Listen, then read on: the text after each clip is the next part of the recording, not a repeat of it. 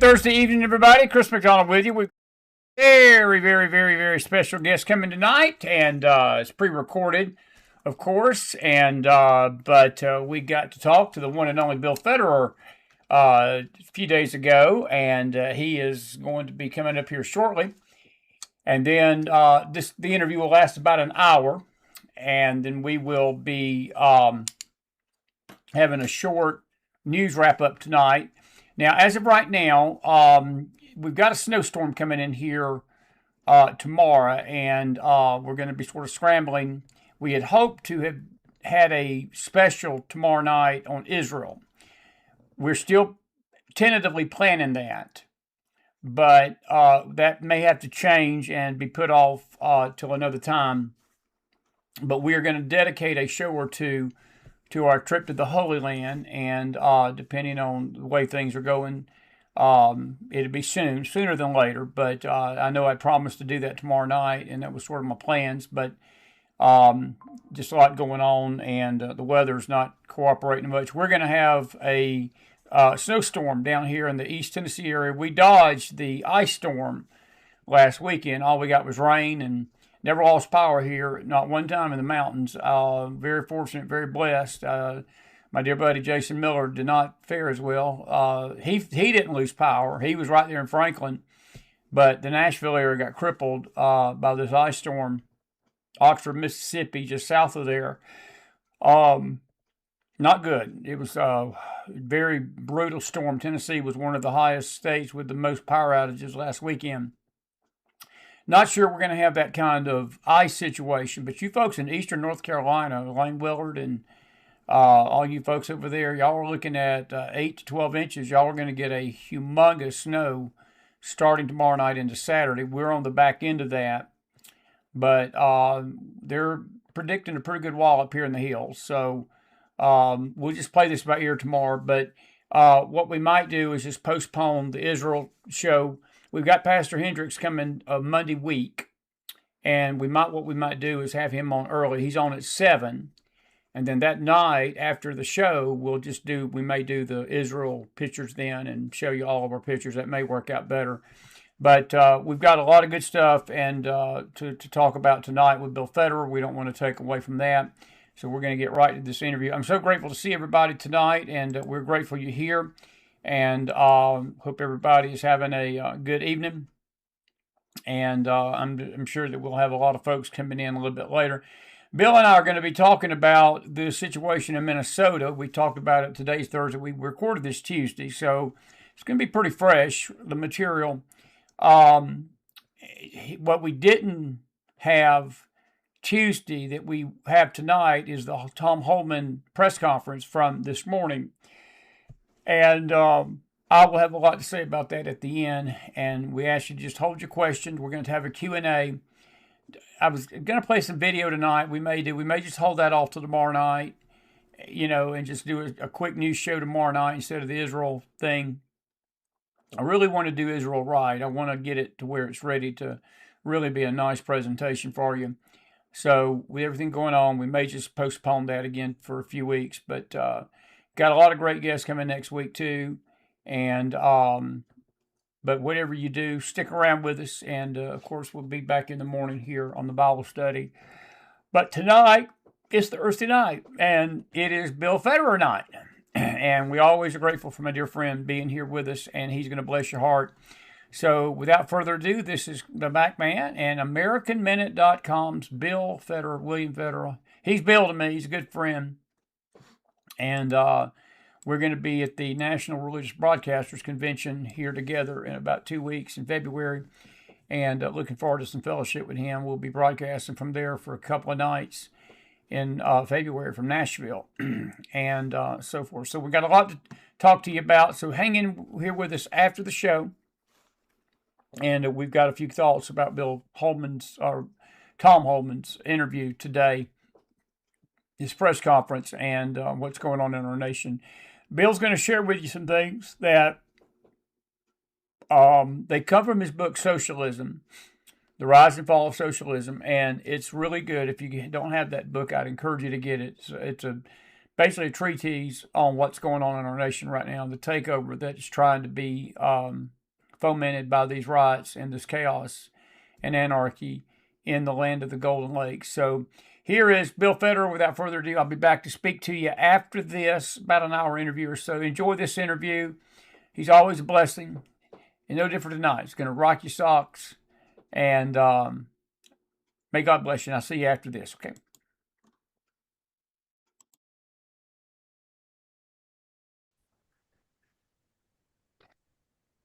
And a good evening, everybody. Chris McDonald with you on a very special pre-recorded Mac Files interview. I'm so grateful to have my dear friend Bill Federer, the historian of historians, is what I call him. And I'm almost feeling like I need to call him Professor Federer. He's got all this information that he gives us.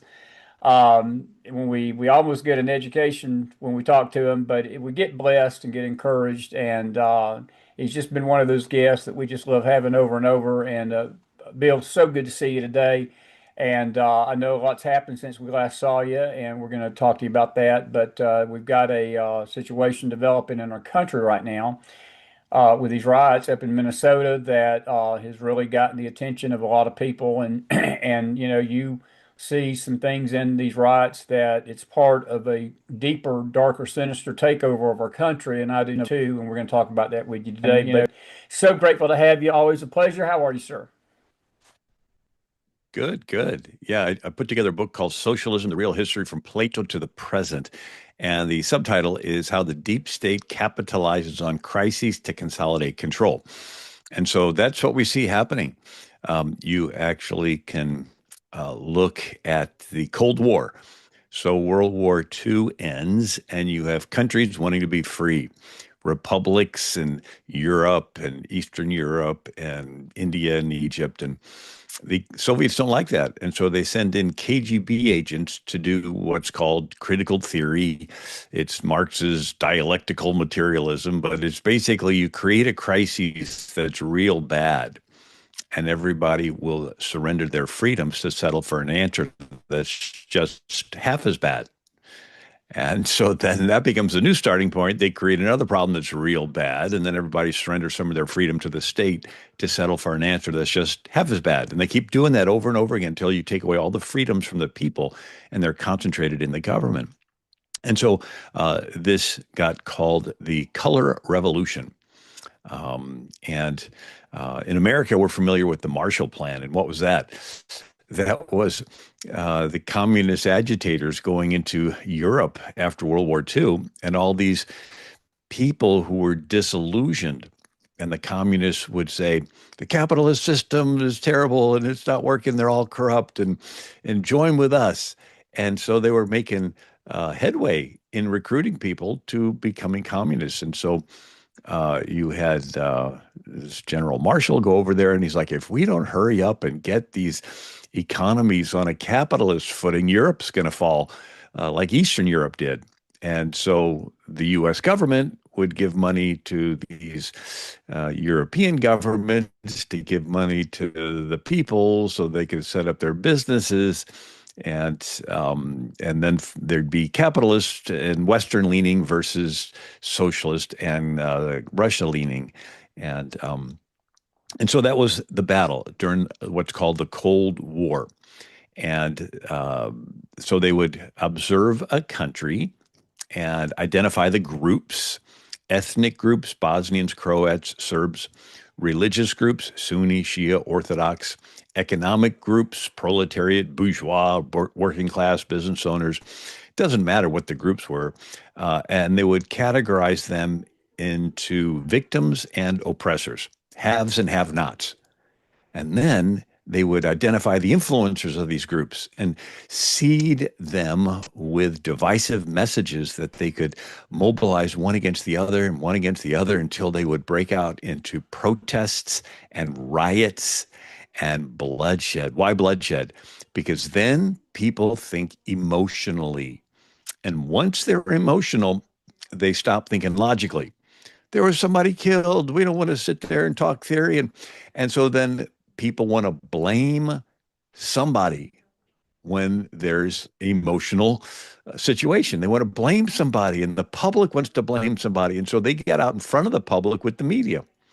and they began to point all the blame toward the leader of the country. And so, uh, as the media labels the leader with these negative charges, and the people begin to believe it, his popularity falls. And then they could do a coup or a rigged election and replace the leader with a Soviet puppet, and nobody challenges it because by this time they don't like the leader. They believed all the blaming. And then they would do a coup or a rigged election and uh, impeachments, and then they would replace the leader with a Soviet puppet. And then the violence would stop, not realizing that the Soviets were behind the violence in the first place. Great And point. they would go through this honeymoon period of thinking, oh, we solved everything until the dust settles, and they realize they just gave up their free government and their freedoms to become a Soviet satellite state. And country after country fell. It's called Behind the Iron Curtain. Uh, and if you like, I can continue to explain Go this. on. Yes, please do. Please do. And so the name devil means to divide. And the devil is in right. Originally, he's an angel, Satan, and what does he do? He divides heaven. He gets a third of the angels to rebel against God. I mean, imagine somebody sowing division in heaven. Well, he did it, and he's cast out, and he goes into the garden and he sows division.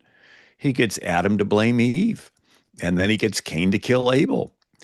And then you fast forward, there's Gideon, and he successfully defeats 100,000 Midianites. There is no country even thinking about invading Israel.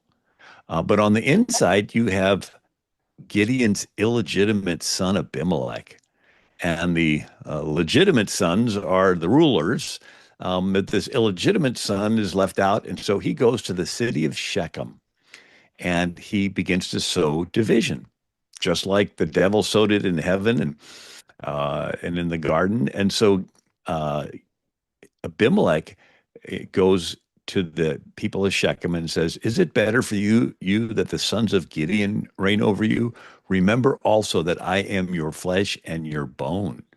And the men of Shechem said, "Well, we got to support Abimelech because he is our brother." So he does race politics. He didn't say which one's better at ruling. He just says, "I'm one of you, and join me, and let's bring division inside of Israel." There's no threat from outside of Israel. The threat is inside. And so, sure enough, he gets his followers. They go to Overthrow, where Gideon's sons are, and capture them and kill all of them, except one who runs off. And then for about 2 or 3 years, Abimelech is killing as a dictator. And then he's waging war on a town, and a lady throws a millstone over the wall, and it hits Abimelech in the head, and he dies.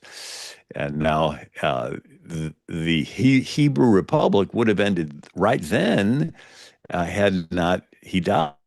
But this was 150 years before Saul. But this idea of somebody that wants power sows division. And so you have somebody named Machiavelli, and he takes lessons from this. And so Italy 500 years ago was a bunch of city states, Venice, Genoa, Naples, Florence, Siena, that never got along. And Machiavelli thought if one prince could control all the city states, it would stop the infighting. And so he wrote a book called The Prince, where he advocates the ends justifies the means. The end of one prince controlling all of Italy is such a good end because it'll stop this infighting that any means necessary to get there is justified. Lie, cheat, steal. So if a prince conquers a city and the city does not want to be conquered, they would hate him. But if the prince pays criminals to kill cows, burn barns, smash windows, cause riots, the people will cry out for help. The prince will come in, get rid of the very criminals he bribed to create the mess, and nobody will know the better for it, and he will usurp power. And so this was Machiavelli. And so you have Rahm Emanuel. He was an advisor to the Clintons, and Obama. uh, he said, "You don't ever want a crisis to go to waste. It's an opportunity to do important things you would otherwise avoid." What's so what is that talking about? That talks about, well, you don't just have a crisis for a crisis sake. It's an opportunity to push your agenda. And so Fox Primetime Ben Domenech said Rahm Emanuel's famous dictum, never let a crisis go to waste. He says normal times don't produce the outcomes that the authoritarian left wants because they are not scared enough to give them the limitless power they crave. Crises are necessary. And if there aren't any on offer, they manufacture them. So if they want to get rid of a president and they want the president to drop in popularity, they'll orchestrate George Floyd riots or burn Tesla riots Right. or Operation, Occupy Wall Street, camp out in downtowns, autonomous zones. But each time they ratchet it up and it gets a little more violent, and they'll intentionally have judges let criminals out of jail. Why? Because criminals create violence and they want violence. They need people who they often in some situations they would even go to the criminals in jail and says, "You're in for life. We'll let you out early if you do our bidding and help us to create these crises." And they're already criminals, and they'll, they tell them if you get caught, we'll get you off the hook. And so, uh, why is it important for there to be crises? Well, if you look at the domino effect, if there's violence in the big cities, some people move out. Who? Well, maybe people with families. Oh, pro family people. Well, they're a higher percentage Republican. Who else moves out? Well, maybe people with small businesses. I mean, you can't, have a shop open when there's burnings in the street and rioting and smashing of windows. Okay, small business people. They're a higher percentage Republican. Who's left in the city? More people on welfare, more illegal immigrants, more people setting up welfare daycare centers and all these different fraudulent organizations. And they're a higher percentage Democrat. And so if you look at it, if crime goes up, Republicans leave, Democrats get a monopoly on city politics. And in election years, whoever wins the big city wins the state. And whoever wins the state gets all the electoral votes for the state. And the president's elected by electoral votes. And so all they have to do is let crime go up in the biggest cities in each state. Republicans leave, Democrats get a monopoly on city politics. And if elections come, whoever wins that big city ends up winning the state, gets all the electoral votes, and can vote in the president. And so that is a observation that anybody can make that's part of a political process. And they want illegals to come in. It's interesting, a lot of the money. You have these daycare centers with no children, yet they're giving millions of dollars to Democrat candidates. And they're finding out it's just money laundering. And laundry. Yes, it is. It's sort of like Hillary Clinton as Secretary of State was funneling all this money to third world countries like Ukraine. And then those third world countries would donate money back to the Clinton Foundation. And it's like the number one country donating money to the Clinton Foundation in Europe was Ukraine. Well, it's the poorest country in Europe. Where is it getting the millions of dollars to donate to the Clinton Foundation? From the U.S. government, USAID, all these groups. And so whenever you see money going to third world countries where there's no accountability and the dictator gets to keep a cut and live like a king, what happens to the rest of the money? Oh, they lost track of it. They can't audit it. Well, it finds its way to contracts that they can award, to political favors, to the usually Democrats, although there are Republicans that are not above this as well. But it's more frequent among Democrats. But these are the tactics. It's not a Republican Democrat issue so much as Right. a globalist American issue. Yes. Um, and so I know I've sort of gone on a little rant here, No, no, but I like it, but I do want to interject one question to you, and I don't mind you ranting at all. It's better than me ranting. You sound better at it than I do. You do a better job. But seriously, I think the question though that I get the most because what you just described is our country for the last, I'd say, 8 years, and maybe longer. And a lot of this has not been exposed and uncovered. Trump was the wild card. He came in, he tore the scab off the wound because all of this has probably been going on for decades. Trump was a little different. Trump came in and he exposed this, but this is the thing that frustrates people. And because I hear this, it's like an echo and drumbeat every night. Why does not people get arrested for doing this? Yes, there are some arrests that are made, but the leaders behind this always escape justice, it seems at least, because I know that you said it's not a Republican thing, and I'm with you on that. But the Dems, Bill, they weaponize the Justice Department against conservatives. They weaponize when we do something. If the conservatives do something like this, they throw the book at us. If we stand up against this, they try to manufacture injustice to try to throw us and put us away. That's what they did to Trump. They tried to impeach him. They did all these sham trials right before the election of 24. And then we sit back and we've been in this a year. And I'll say this about Pam Bondi. I told my audience, I said, and when it first started, because I got a lot of blowback from about Pam Bondi, and they said, well, she's not a good choice for Attorney General. And I said, well, let's give her time. She's new. Let's see what she does. Well, I'm a year later, and I have to say, I'm still waiting for there to be some perp walks of people that abuse the justice system. Is that part of the communist plan too? That you basically put people in power that wink an eye and blink an eye at this stuff and sort of give a nod to it by not doing anything about it? And is that what you see happening in our nation? Because I do. Yeah, well, if you see that Trump wants to clean house, but whenever he tries to fire and eliminate departments, the Democrats bring lawsuits to prevent him from doing that. Correct. I think there's a recent one with somebody on a board, financial board with the country, and Trump wants to fire the person, but they're like, no, you can't fire. There's the SES, Senior Executive Service, and it is the deep state. It's a union of all the bureaucrats in all the federal departments. And so Department of Homeland Security, Department of Defense, all those departments, and the bureaucrats belong to a union. And by law, the president can only replace maybe 10%. And all the rest of them are union members. And if you want to fire the union member, you have to go through all of the procedures, and it's very difficult.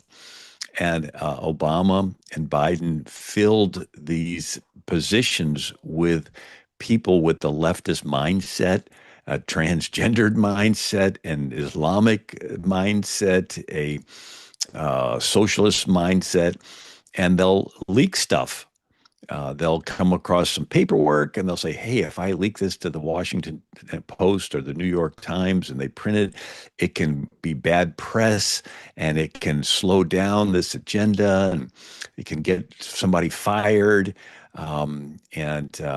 I years ago spoke with John Ashcroft, and when he was put in as Attorney General, he controlled the immediate staff, but they had to use the bureaucracy to get something done. And so they would say, I want this done. And they would go to somebody and say, okay, get this done. And they come back the next week. Did you get it done? No, I'm still working on it. The next week, did you get it done? I'm still working on it. Next week. And then it's get it done. All he does is pass it to the next guy's desk. And then you say, did you get it done? Oh, I'm still working on it. Did you get it done? Still working. When you finally get upset, he just passes it to the next guy's desk. And their goal is to drag it out for 4 years so it never gets implemented. Wow. And they have a term for it. It's called slow walking. It's like, and so you and John Ashcroft said it was like pushing a rope. Right? He wanted to get something done, but they wouldn't. And so Trump's been trying to get rid of those bureaucracy people, and their goal is to let's sit it out. Let's go into remission for a few years, but we'll still have our agenda. But worse yet, you have those that, especially judges, that are actively trying to thwart this agenda. I want to throw in something else.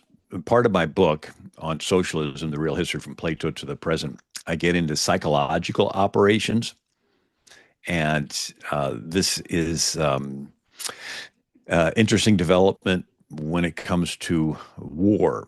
So in the 1900s, you had actually the 19th century, so it'd be the 1800s, you had a German military theorist named Karl von Clausewitz, and he gave the classic definition for the purpose of war. And it is the purpose of war is to get your opponent to submit to your will. Pretty simple. You go through all the battle strategy, all the weapons and the guns and the tanks, and it's all to get your opponent to submit to your will. And then you add that with Sun Tzu's Art of War, China, 5th century BC. And Sun Tzu said, he's giving advice on how to fight battles and how to make and he says, but a supreme excellence in a commander is to get your enemy to surrender without a fight. So if the goal is to get your opponent to submit to your will, if you're really good, you can get your opponent to submit to your will without even fighting. And so that is where you get this psychological warfare. You make your enemy think you're more powerful than you really are. You make him think you're everywhere.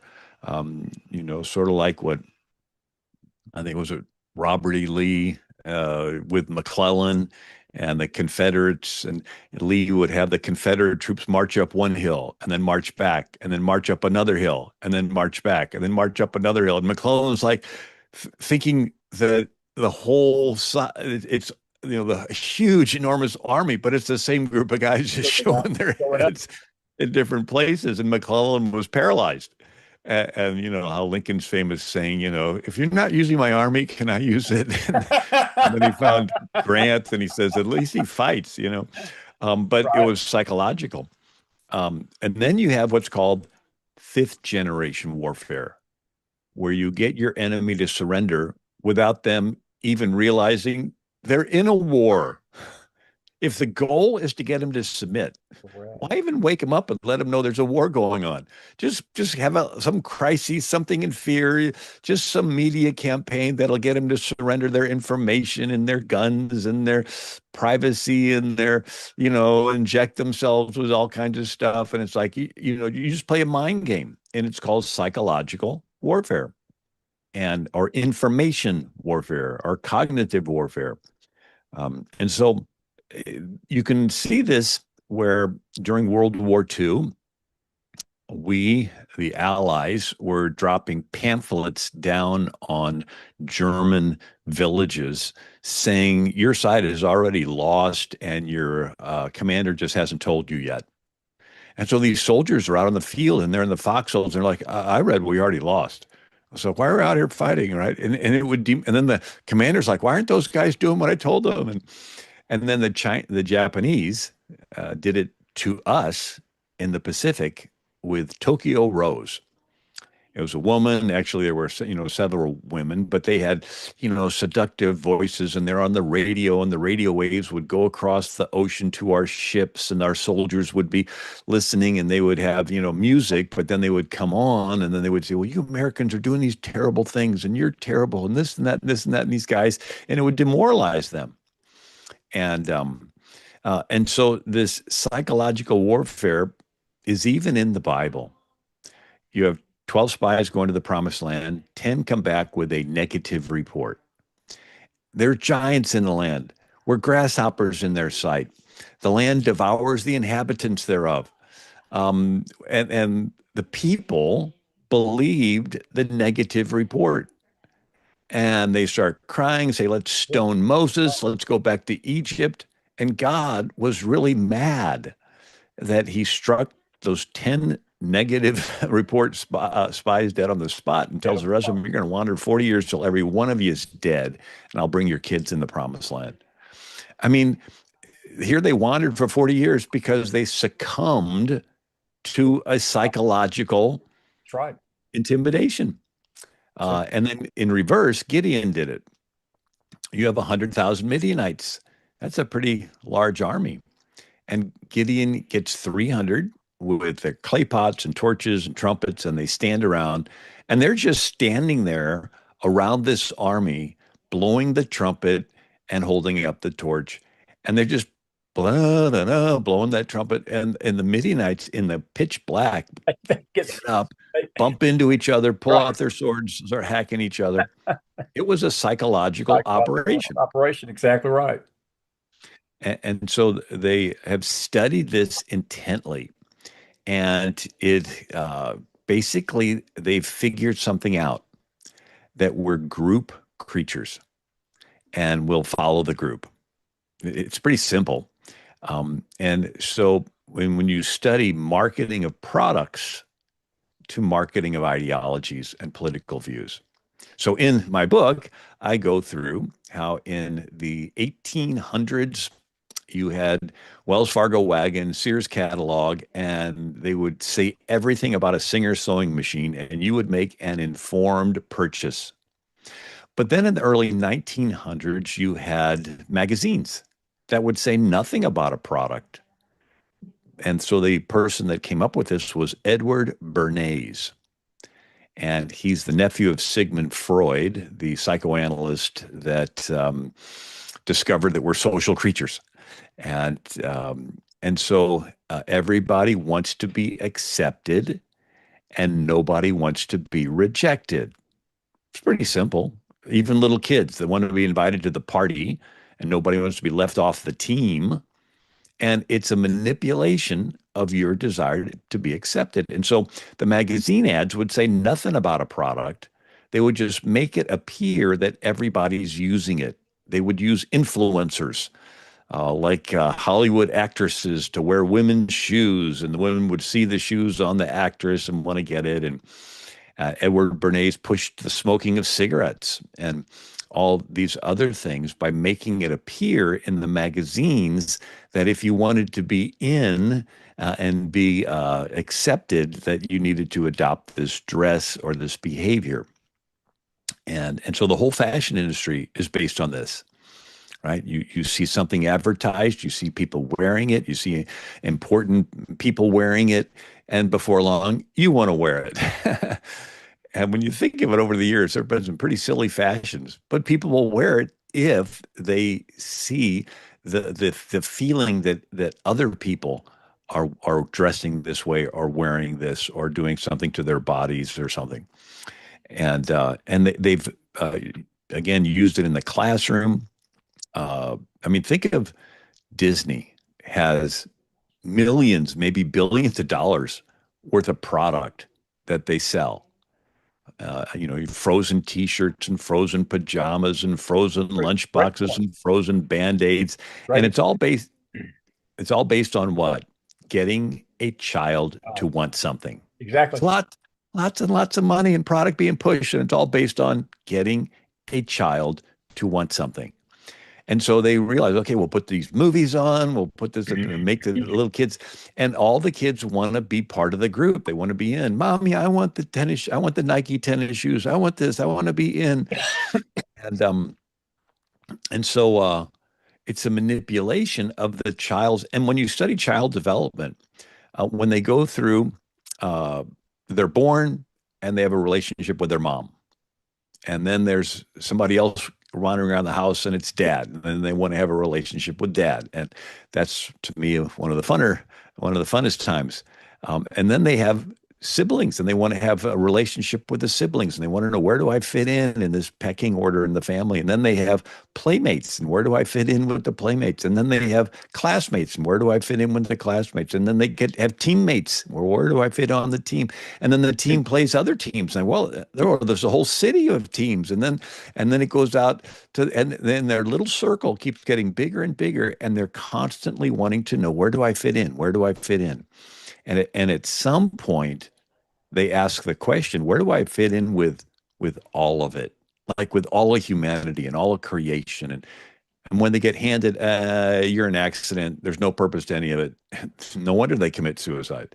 But if you tell them, no, God made you special, and he wants to use you to share his love with other people in a way that nobody else can. And you're like, okay, I got a purpose and I fit in. But we want to fit in. And so they manipulate it. Most of the world calls it honor shame culture. If the group honors you, your worth as a person goes up. If the group shames you and ostracizes you, your worth as a person goes down. And really, the first instance of this is Cain. So Abel worshiped God through the lamb, and it's this picture God's on one side, we're on the other side. We've sinned, and our sin separates from God, and the lamb takes the punishment for the sin instead of you taking the punishment for the sin. But Cain wanted to worship God through his works.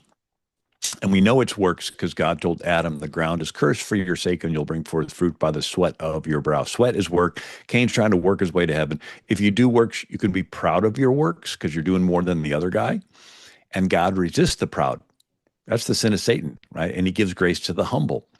And so when Cain's works were rejected, it says his countenance fell. His pride was hurt. He was embarrassed. Now, he only had the mother, dad, and the brother, but that was enough. He was embarrassed in front of his group. And then he got filled full of hatred and anger and wanted to murder his brother Abel that was humble and trusting in the Lamb. So beautiful said. But this pride of wanting to be accepted by a group and afraid of being shamed by the group, in classrooms they call it the pyramid of oppression. And so they have a pyramid. And at the top are the cisgendered. That's their term for somebody who believes there is a male and a female. And the cisgendered are at the top of the pyramid. They're the oppressors. Down the pyramid are the asexual, bisexual, transsexual, homosexual, everything sexual. They're all being oppressed by the oppressors. And then they ask the kids, which one are you? Nobody's going to pick the oppressor. I mean, they've had hundreds and thousands of percent increase in trans, non-binary identifying kids. Why? Because nobody wants to be the bad guy and they all want to fit in and they all want to be liked by a group. They could have said, okay, everybody that's wearing yellow is an oppressor. And guess what? None of the kids will pick the color yellow. I mean, it's a trick of weaponizing these child's desire to be accepted in a group and their fear of being rejected by the group. Honor shame culture. And in the Bible, you see this with Peter. He's with a group around a fire, and a girl gets in his face and says, "You were with Jesus." And you can just picture Peter looking around the fire and everybody's eyeing him. And he says, "I never met the guy."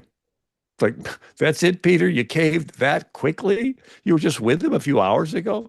It is a real fear to being kicked out of a group, to being canceled online, to being blocked, to being unfriended, right? It hurts. Social media If is somebody posts something, exactly. yeah, and they put something negative online, and it's there forever, right? And so when the Peter, after the resurrection, the Sanhedrin called him in and said, "We gave you strict orders not to speak in this name."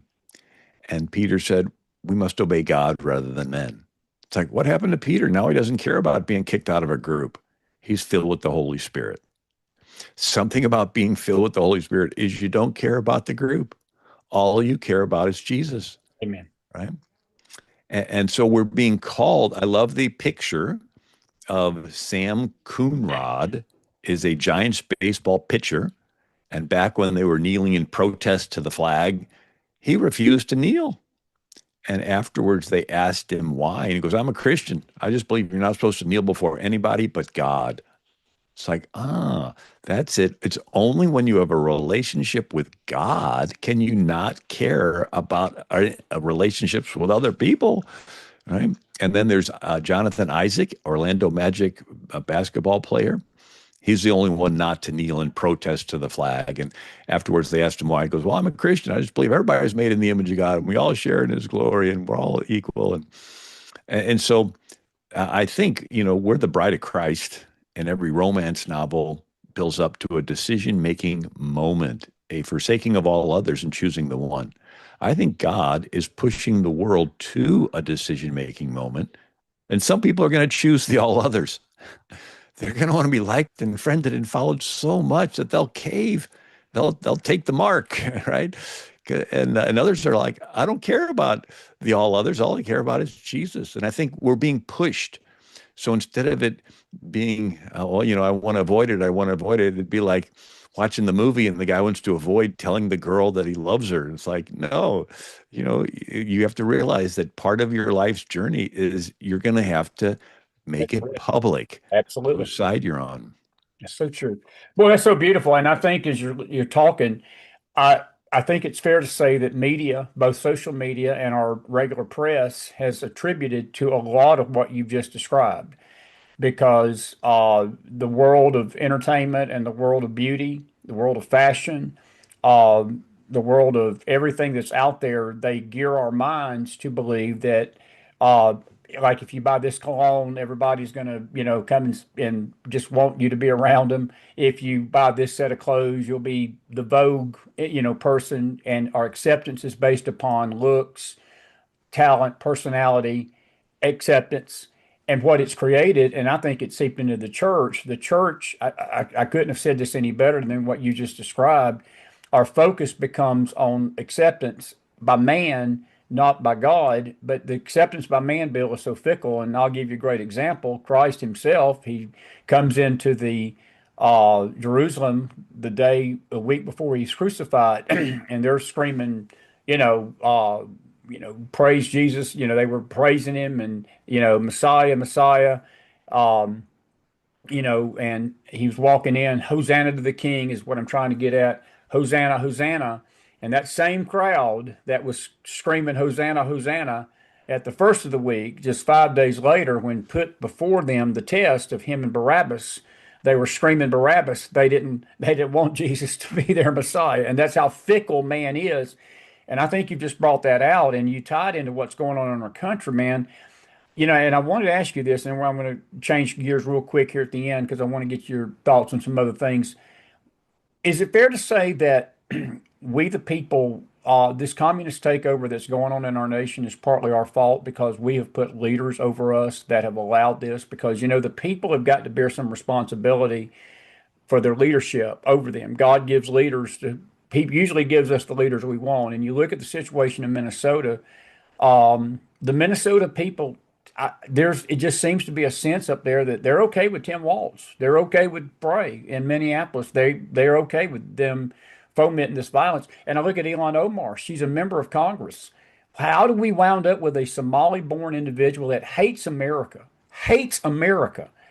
and every chance she gets, it's always about we want to bring Somali values into our country, but yet her constituency, and granted, it's probably the voter election stuff and the voters being taken, formed in Minnesota.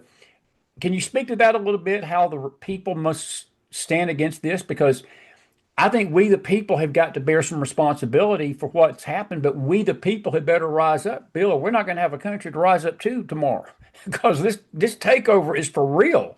This is real time. This is in real time. This ain't a movie. This is real time takeover, what we're seeing in front of us.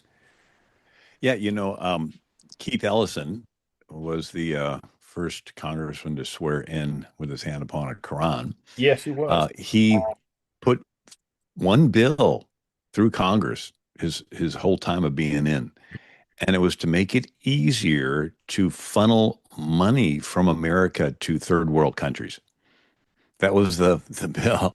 And so he gets in as the attorney general there in Minnesota and is instrumental in bringing in millions of Somali Muslims and funneling, signing them up for daycares and the administration there clearly was a part of this, and money by the suitcases of money being taken through airports and taken over, and they say entire hotels and in countries in Africa are purchased and bought by the money that comes from you and I, funneled to these frauds, funneled over there, buying and then facilitating the importation of more. They said that 80% of Somalians are on welfare. I mean, these are different numbers that I've heard in news reports, and so then they funnel money to candidates that can vote to keep it coming. And I was in my book on socialism. I read about Plato. He's anticipating this 380 BC, and he says that society will go from rule of the capable, those that know how to run things and have it balance at the bottom of the page, um, to rule of the lovers of fame. Those, he called it a timocracy, but these are people that say, "Hey, I want to be the one in front that gets all the attention. I like attention." But since they don't know how to run anything, once they get in power, they want to stay in power. And so they begin to use their position to funnel money to their supporters and take away money from their opponents. Hmm. And so, I mean, this is 380 BC talking about that they'll start taxing their political opponents, taking away their money, and then using that very money to buy supporters so they can stay in power. It's like Perón in Argentina. I'm going to tax the rich, and I take the rich's money away, and I use it to buy more for the poor to support me, and it works fine until there's no more rich. Well, exactly. I mean, you can't tax everybody to death because there's no more money to tax eventually. That's well said, buddy. I know we've gone 40 minutes, and I want to keep you another five. And it's been such a pleasure, boy. This has been some good stuff, and I've got your book, and I encourage people to go to your website, AmericanMinute.com, and buy it. And it's an excellent, excellent history lesson, and it's really things that staring us in the face. I do want to ask you this. To take about 5 minutes. I know since we saw you last, we had this terrible assassination of Charlie Kirk, this young man that, as I told you before we recorded today, I probably was one of the ones in the country that um, I didn't even realize how much of an influence he had on this country until he was gone. And I regret that. I regret not getting more involved in his organization. But you were very close to him and you spoke at all the events. In fact, the first time I met you was at a Turning Point USA event in Nashville. What is your thoughts of where the country's at post Charlie Kirk? And are we do we understand the violence that was behind that is really the same group that's behind this takeover in Minnesota? The names and faces may be different, but they're wanting to destroy the Christian faith. They're wanting to destroy the voices that are standing up against this push, because that's what Charlie did. He went on these campuses and confronted this very spirit that we've talked about today on this program, and it cost him his life. And Yeah. we better stand up like he did, because we're going to lose this generation of kids, buddy. Look, that was the one thing that he did that we old crusty adults, I don't think we understood. We had sort of given up on that generation. Charlie didn't give up on them. He went into their den. He went into their world and said, "Look, there's a better way. Christ is a better way. Freedom's a better way. Capitalism is better than socialism. Freedom is better than tyranny and bondage. Christ is better than the world. Christ is better than Satan." And he looked him in the eye and he did it. And granted, some of them liked it, some of them didn't like it, but he stood for that. And I think that we would serve ourselves well to recognize what this young man did for us and helped us to recognize that even as adults. And we need to take that mantle up pretty quick because we're about to lose the country. I'll let you take about 5 minutes so we wrap this up and talk about that a little bit. Yeah, well, thank you. And Charlie Kirk was a great friend. I first met him in 2014. He was 19 years old, and he was the warm-up speaker for me in Robinson, Illinois, at a civic center. And I remember going through my notes before I got up to speak, and I thought, this guy's good.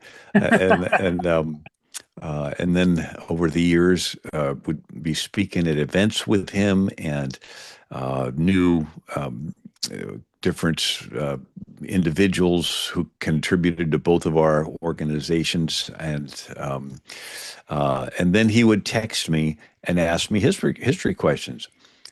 When Foster Friess died, he was the nicest billionaire you'd ever meet. He was a Christian. and he would have a bunch of guys get together out in South Dakota, once a year, out in the country for like a hunting trip. But you really cared more about visiting with everybody around the fireplace, the most. That was the fun thing. And but Charlie was there a couple times and got a chance to visit. And so he would text me questions. Tell me about Islam. Tell me about socialism. Tell me about the Christian founding of America. Tell me about separation of church and state. And I would text him answers, and I would then he would use them in his debates. Hmm. One of them, I did a show. I've been on his show a dozen times. And one of the times we're talking about the Christian founding of America, and I told him how I read through all the constitutions, and 9 of the original 13 states required you to be a Christian to hold state office, right? A Protestant Christian. 3, all you had to do was be a plain Christian. And then I went through the Irish potato famine, and the Catholics came over, and then many states changed from requiring you to be a Protestant to just being Christian. And then as time went on, they let Jews hold office. And then they finally, like a racetrack with 13 lanes, the different states expanded religious freedom at their own speeds. Their fear was the federal government. They didn't want it picking one national denomination and making it superior to what they had going on in their states. But anyway, so he did a TikTok. It's one of the TikTok videos that has like billions of views of him answering a question when somebody says, America wasn't founded on a Christian faith. He goes, well, let me tell you about this. You couldn't even hold office in 9 of the states unless you were a Protestant. And he texted me the clip, and he goes, how did I do? I said, you did great. He goes, no, factually, did I have my facts right? I go, yeah, yeah. And he says, well, I learned from you. And, That's great. but we were with him in Seoul, Korea, 4 days before he was shot, and I was the warm-up speaker for him. I Wow. thought, wow. As the country, what do you think this has done to the country? This assassination. What's your opinion of that? Where are we at as a nation post Charlie Kirk? Yeah, well, I think there's an awakening of young people. I mean, lots of people, but in particular, young people. I think I was at his memorial with, football stadium filled Yes. and hundreds of millions streaming, and the enthusiasm was so high. And I think it was on track to just mobilizing everyone. But then the socialists, with their critical theory and with their targeted influencers and their podcasts, to want to diffuse the attention away from what Charlie Kirk wanted, is get into church, get married, have kids, and save the country. That was Charlie's message. Exactly. And so they wanted to divert that energy into blaming, Israel, or blaming this, that, and the other. And they were, to a certain degree, did diffuse that momentum. But there's still, I would say, a very strong group that has birthed out of that and is carrying the torch and is mobilizing the country. And I think when, there's something about a fire. It doesn't matter how big or small it is. If you feed it, it'll grow. It'll grow, but And so there's Holy Spirit fires that Charlie lit all across the country. It's our job. I was with him one time, and he said, I wish I could say that things are going to turn around, but I don't know. And I, shared with him. I said, maybe people ask me what's going to happen. I said, maybe God's watching us to decide what's going to happen. If we repent, like, the prophet Jeremiah went to King Zedekiah and say, if you repent, surrender to the king of Babylon, Jerusalem will be spared. If you don't repent, Jerusalem is going to be burnt to the ground. It's like, okay, laying the choices out in front of us. And so we as Americans and as Christians, if we repent, get serious about serving the Lord, I think that God will give us more time to carry out His will. And if people don't, outside of you look at what's happening in Europe. I was with a Anglican pastor, Calvin Robinson, big, tall, black pastor, brilliant. You may have seen his YouTube debates at Oxford, and they went viral. And I was with him in Michigan, and he goes, I cannot go back to England. I'm like, what do you mean? He goes, censorship laws. 16,000 people are in prison today, some for as little as liking a post. So I went online. Sure enough, New York Times article, 30 people a day are being arrested in England for retweets. And this is happening today in Europe. And then you look at Islamic countries and you look at Nigeria, and they don't just don lemon go into a church to disrupt it. They go in with machine guns Yeah, they and do. set the church on fire. Absolutely.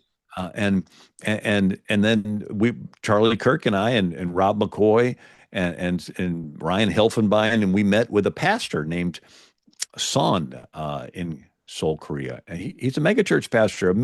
He got 1 million Koreans to protest the trans bill. He goes, this isn't politics, this is Bible. In the beginning, God made them male and female. And the current president of South Korea targeted him with 16 lawfare charges, arrested him, and well, actually threatened to arrest him. And we're meeting with Charlie Kirk, and he says, Charlie says, if they arrest you, I personally am going to call President Trump.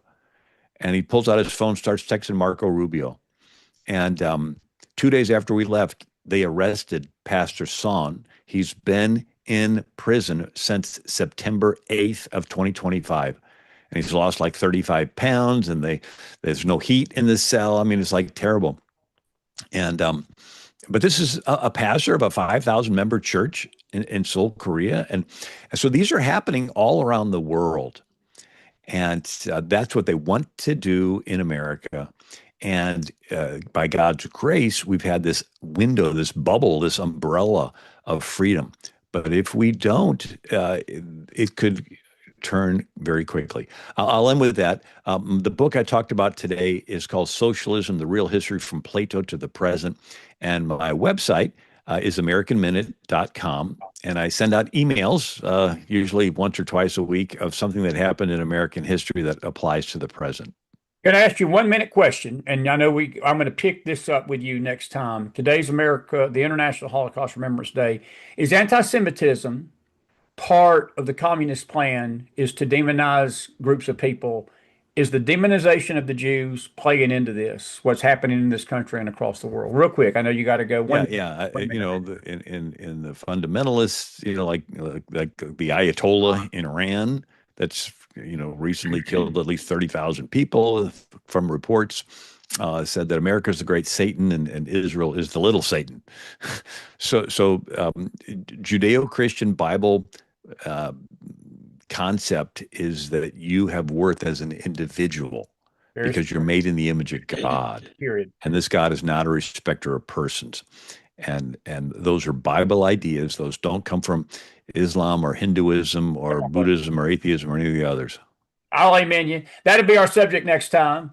It's been such a pleasure to have you today, and I appreciate you, folks. We'll be right back. Bill Federer, everybody, AmericanMinute.com. Please get his book and let him know that you heard him here on the Mac Files. I'm sure he'll appreciate that. And so, Bill, thank you so much. Until next time, my friend. Be blessed. Thank you, Chris.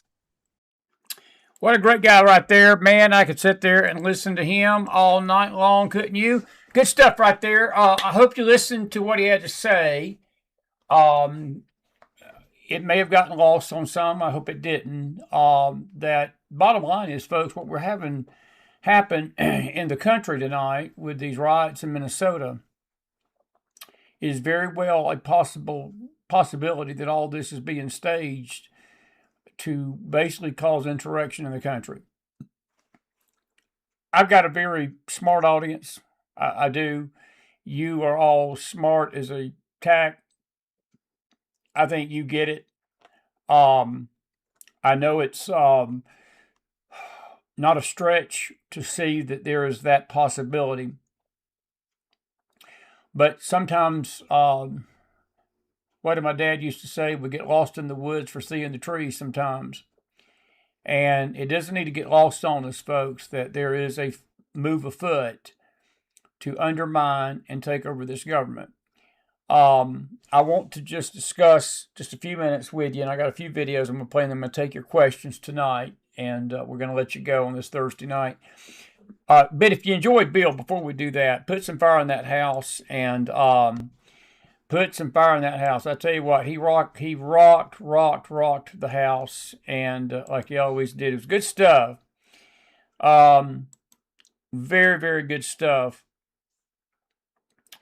and AmericanMinute.com is his website. And that book is one of the best books you'll ever read on socialism and the dangers of it in the world, to be frank with you.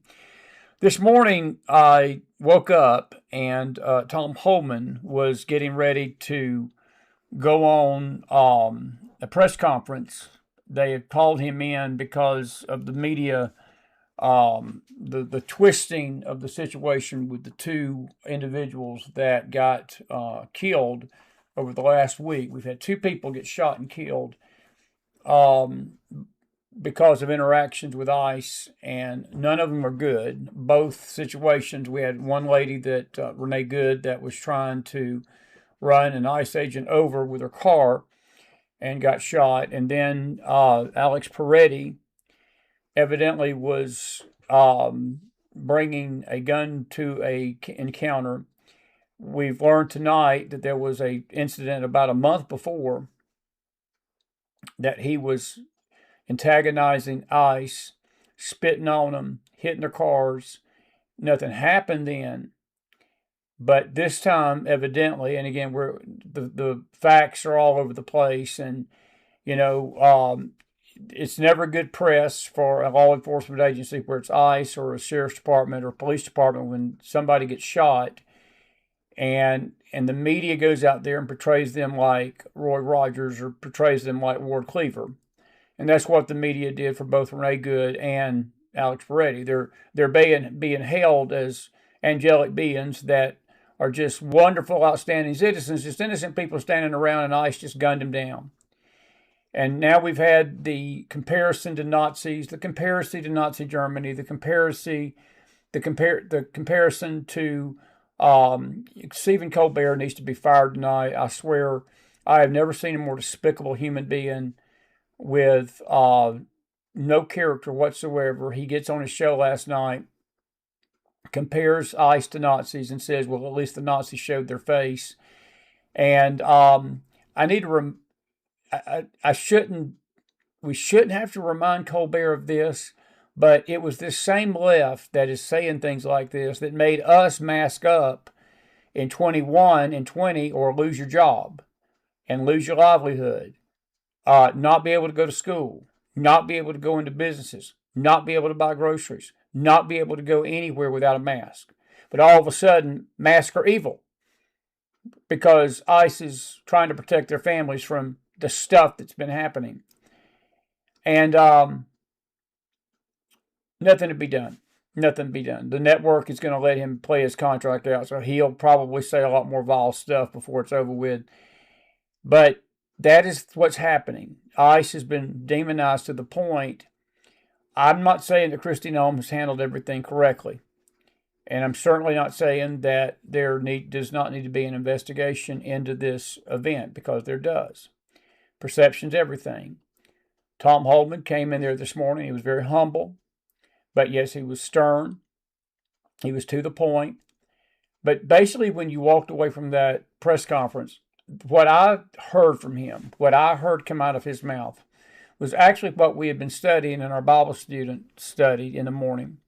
Our study today is we're studying Israel in the wilderness and how God brought them out of Egypt into the wilderness wanderings, and how they sadly fell in unbelief at Kadesh Barnea, and it wound up making them have to wander in the wilderness just basically in a treadmill for 38 years after the 2-year journey to Kadesh Barnea. But that's another discussion for a Bible study time.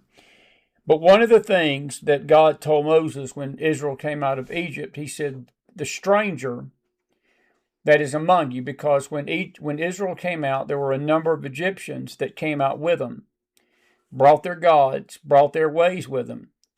And God made it clear to Moses immediately, right after Israel left Egypt, that the stranger was subject to the laws and the commonwealth of Israel. In other words, whatever God commanded Moses to do and the children of Israel to do, that stranger was not exempt. If they wanted to stay in the company of the Israelites, if they wanted to stay in the commonwealth and live under the auspices of the protections of God and live under his tent, then they had to submit themselves to his tent.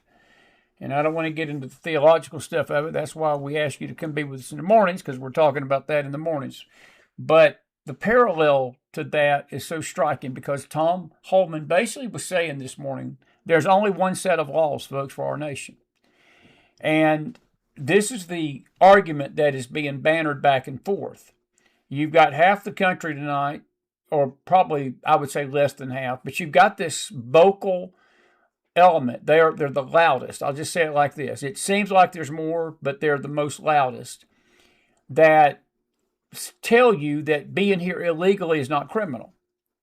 In other words, these people that have come across the border, for whatever reason they claim they've come across, that we as Americans need to treat them as citizens. And that is a fallacy. That is a demonic fallacy. Israel was not to treat the stranger as a citizen. The stranger was to behave like a citizen if he did not want to come under the judgment of God in the Old Covenant. And the same thing applies tonight. As he was talking this morning, it was just striking me that he's preaching my Bible study this morning. And I've been saying this over and over, folks. All this angst and anger and all of these things about ICE that you're hearing, these calls of them being Nazi, these calls that they're shooting people discriminately, just going out shooting, killing people, murdering people on the streets. There's been 2 people that have been dead. But I want to remind these folks, and I want to remind some Christians, because I've heard it not just from the media, but I've heard it from Christians that, that what happened to Renee Good and what happened to Peretti was just so awful, and Trump should be responsible, and Kristi Noem is responsible, and Tom Holman's responsible, and ICE is a bad organization, and we should apologize for what we're doing, and these illegals rounding them up is so inhumane, it's so ungodly, and Jesus wouldn't do this. I've heard the gamut. Let me remind you tonight, this same bunch that is apologizing and making songs. Elizabeth Warren was on the floor of the Senate today, or House, or Senate, and she was singing a song, or basically reading a poem about Alex Peretti, like, again, he was Ward Cleaver. And President Trump tweeted something else. I'll play it for you. But I want to say this to the people that are complaining about what ICE is doing. Did you complain? Did you say anything about the people that murdered these 3 women right here? Did you complain when Lake and Riley was slaughtered? When Rachel Moran was raped and brutally slaughtered and murdered? Did you rape? Did you sing a song? Did you get a song? Did you get a poem? Did you get anything from the left when Jocelyn Namgary got slaughtered? No, and that's just 3, folks. There's been hundreds. We've had angel moms on our program. We've had angel dads. Well, I could get Dan, God, I can't think of his name tonight, last name. His son, Spencer, got shot by an illegal alien in San Antonio. I'll think of his name in a minute. But it's just amazing that we don't see any kind of angst. We don't see any kind of angst against the illegals that do this. But yet, when ICE tries to go clean up the illegals and clean up the murders and clean up the rapists, and see, what Holman was saying this morning was, he was telling the leadership of Minnesota, if you don't like the way we're doing business on the street, something that I think a podcast host named Chris McDonald did Wednesday night or Monday night, you don't like the way ICE is handling the business, then why don't you call the leadership up and tell them to get the criminals off the street where ICE don't have to be doing their business? That's what Holman said this morning. He said, I've told Keith Ellison, if they will bring these people in, put them in a jail, we don't have to go door to door. We won't have to go on the streets of Minnesota. You won't have to see a contingency of ICE agents running from house to house. We'll come to your jail, pick these criminals up, and take them from you without any kind of incident, without any kind of public trauma. But see, Ellison's not going to do that, because that don't get any mileage in the liberal press. That don't get any mileage on CNN. That don't get any mileage on MSNBC and even Fox. That don't get any mileage on X tonight. Because you've got a coordinated effort. Bill Federer nailed it tonight, folks. This is coordinated. What's going on? This is a coordinated effort. This Somali daycare fraud is the story. It's all a ruse. It's all a fire, smoke to get us not thinking and not considering that we've had billions of dollars stolen from the American public by the Minnesota government. Tim Walz and Ellison, all of them, have turned a blind eye to it. And Ilhan Omar is in on this because she has probably been the cover for them in the Senate, because I'm sure there's been needs for investigations, and she has used procedural maneuvers and other things to stop a lot of these investigations. But I just, again, I asked the question tonight, where was the sympathy for this and these rapes and murders of these 3 young ladies and the absolutely brutality that these 3 ladies died? There's an 11-year-old girl in my home state of Georgia tonight. Her life will never be the same. She will be traumatized unless the Lord steps in for the rest of her life. An illegal alien broke into the house, raped her brutally in front of her 10-year-old sister, held a knife to the 10-year-old and told her if she told anybody, he'd do the same to her. Where's any sympathy for that? Where are the riots for that? Where are the burning down of buildings? Where's the outrage by the CNN panels? Where's the outrage by Molly Ringwald? Where's the outrage by Ice-T that turned a song about, he said something about cop killers. Now he's preaching ice killers. He's changed the name of his term to ice killers. Killers that are ICE agents. Where's Bruce Springsteen? Where was Bruce Springsteen writing a song? He's recorded a song in Minneapolis tonight. Did he write a song for these? Streets of Minneapolis, there it is. It's a new anti-ICE song that he wrote. He says that they killed and maimed and vows to remember the names of those who died on the streets of Minneapolis. Well, Bruce, did you remember the people that died in the country by the hands of the ones that you're defending? No, you have not.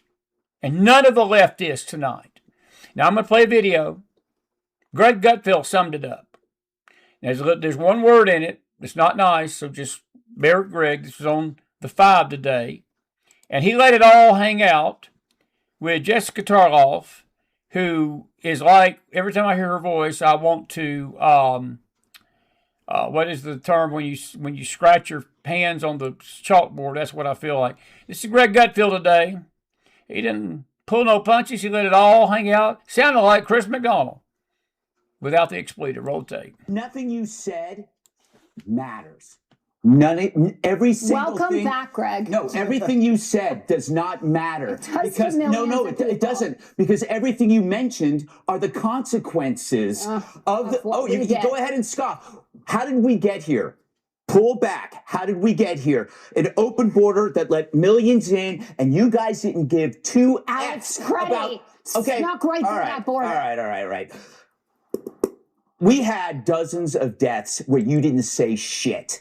Jocelyn Nungary, Laken Riley, Rachel Morin, Molly Tibbetts. I'm going to just do it because this is just, I can't believe that we're still talking about this stuff. Here's 3 pages of women who have been murdered by illegal aliens in the last 7 or 8 years. The 7 or 8 years that we've been here talking about this and mocked over it. When we showed the border being overrun and people laughed at us. And now you're here. It's like you're the maid trying to clean up a mess and somebody there is staring at you going, oh, you got to clean it up better. No, you made the mess. This is the Democrat Party's mess that we are trying to clean up. And you're saying, wow, these ICE agents are using terrible language. We don't care. I'm bored by this. I'm absolutely bored by this. I'm bored by the Nazi stuff. I'm bored by the concerned people in the media. They were not concerned when innocent women were raped and murdered. They didn't care about the 50 who died when they were incarcerated under Obama. They didn't care about the 27 or 30 that were shot under Obama. But now they care now.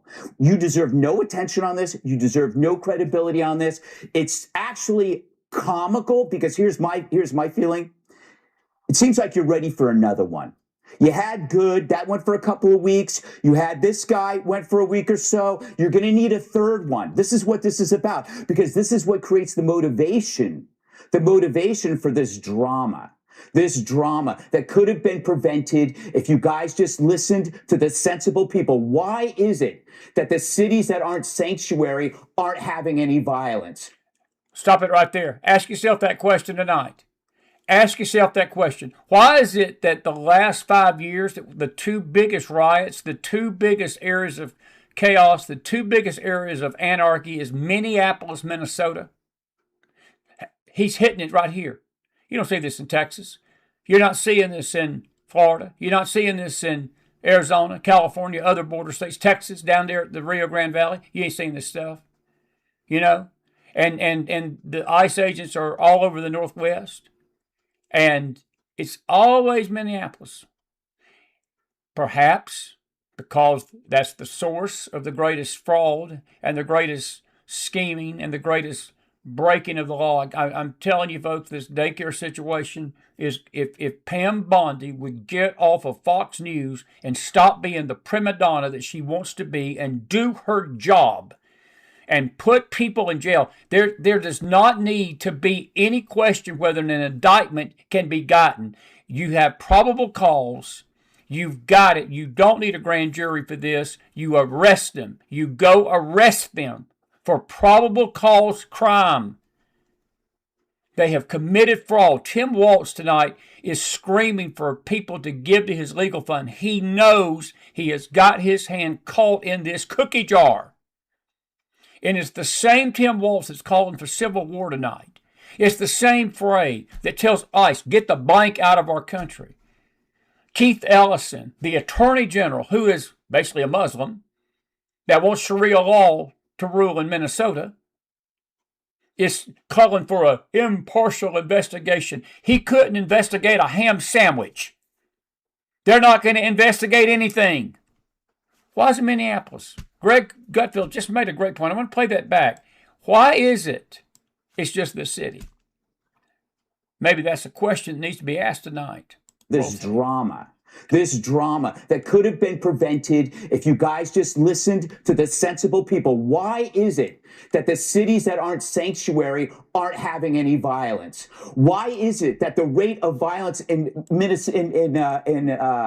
his point is, and I should have clarified that, the point is people that do not have sanctuary cities do not have violence. The people that crack down on these illegals and don't let them have sanctuary in their cities don't have violence. The people that keep the law and uphold the law don't have people getting shot by ICE agents because the ICE agents don't have to be there on the streets cleaning up a mess by the Democrats and the left and the communist right and the communist left that want nothing but lawlessness in our country tonight. What's his name? Roll the tape. Minneapolis is 5 to 7 times higher than cities that are 3 or 4 times larger. Why is that? You guys are always feigning this performative ignorance since you don't understand things. You never explain your own ignorance. Why is there so much violence in Minneapolis and not in Texas? Well, see, there are different people. There are people who, when they hear an awful crime, when Molly Tibbetts is murdered, they think of their wife, they think of their kids, they think of their sister, they think of their mother. What do Democrats think about? There's a step before they even think about their family. By the way, he's making a great point here. The Democrats don't care about Renee Good. All this crap, all this stuff, all this drama is nothing but crocodile tears. It's nothing but faux pas outrage. It's nothing but fake. President Trump said what I felt. He said it this morning or yesterday about the incident with Ilhan Omar, and this turned out to be a salt and vinegar substance, basically salt and vinegar chips or whatever this guy had. It was distilled vinegar he put on her, and she acted like, oh my God, I'm getting hit with something. And he said if it wouldn't surprise him if she didn't stage it, it wouldn't surprise me if she staged it. The Democrats don't care about Alex Peretti. Elizabeth Warren don't care. Warnock in Georgia don't care. Ossoff don't care. Coombs in Connecticut don't care. Goldman in New York don't care.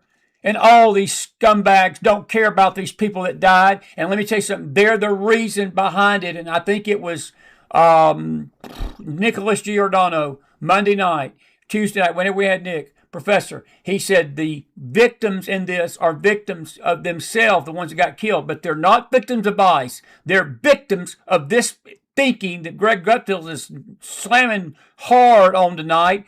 The Democrats let this happen, and now that they've let the genie out of the bottle and they've let the devil out of the bottle and people are getting killed, they got to find a reason to blame somebody. So they're not blaming themselves. They won't do that. They got to blame ICE, and they got to blame the law keepers and the ones that uphold the law. But they themselves do not care about these victims. Don't let that ever get lost on you tonight. How does it They don't affect care. my public persona? How does it affect my potential politically? How do I deal with this so that I get instant gratification and empathy? We don't think like that. We don't care. You can call me a monster that's saying all these people are getting deported. I don't care. I don't care about any of this performance anymore, Jessica. It's done. And you know what? Neither does Trump. People are voted for the law. They want the law. If you want to cry about murders and rapists, do it on your own time. Bingo! Good for you, Greg Gutfeld. By the way, this is what Colbert said last night. Roll the tape. Tremendous individual. Just a lovely, and my mama would have called him a fine, outstanding citizen. She had a term for it. Probably shouldn't use it on my show, but I'll just leave it at that. Just figure where's Miller at when I need him, the initials of that. Fine, outstanding citizens. Roll the tape. Bovino went on complaining. Look, Dana, they're trying to portray Border Patrol agents and ICE agents as Gestapo, Nazi, and many other words. Yes, do not compare ICE or Border Patrol agents to the Nazis. That's an unfair comparison. The Nazis were willing to show their faces. Yep, that's the left. That's the left. And you heard the crowd. The crowd just went crazy on that. The crowd just went crazy on that. I never saw Colbert say a word about any of these three. Never say a word about them. Never say a word about them. And then, this is Elizabeth Warren today. President Trump actually tweeted this out. Priceless. Caring for people was at the core of who he was. He was incapable of causing harm. Alex carried patience, compassion, and calm as a steady light within him. Even at the very end, that light was there. I recognized his familiar stillness and signature calm composure. Is there anybody out there in my audience tonight? Is there anybody in my audience that believes Elizabeth Warren really cares about Alex Peretti? Did you see the tears? Did you see the fake tears that she was trying to gin up there like it was some kind of touching, moving point? By the way, that's Alex Peretti. That was a week ago. That's what I was telling you. Roll the tape again. Caring for people was at the core of who he was. He was incapable of causing harm. Alex carried patience, compassion, and calm as a steady light within him. Even at the very end, that light was there. I recognized his familiar stillness and signature calm composure. Calm composure. I was wondering if my YouTube audience was there. Nobody was responding. I just had to make sure the rapture hadn't occurred and they're all gone. But, folks, it's disgusting. It's disgusting. There's a lot of Christians that feel that way, too. It's sad. It's just sad to me. Let's see here. This is a church in Minnesota tonight. They took over a church again, another church, and they're singing anti-ICE songs there tonight. Roll the tape.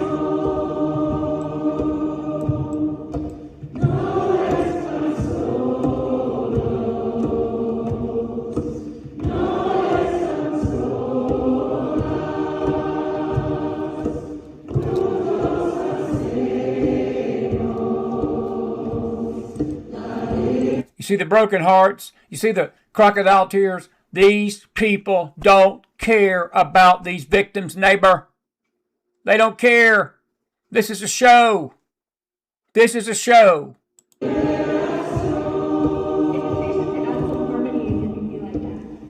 I guarantee you there ain't a person in that congregation right there that can give you one or couldn't even tell you two facts about any of these victims.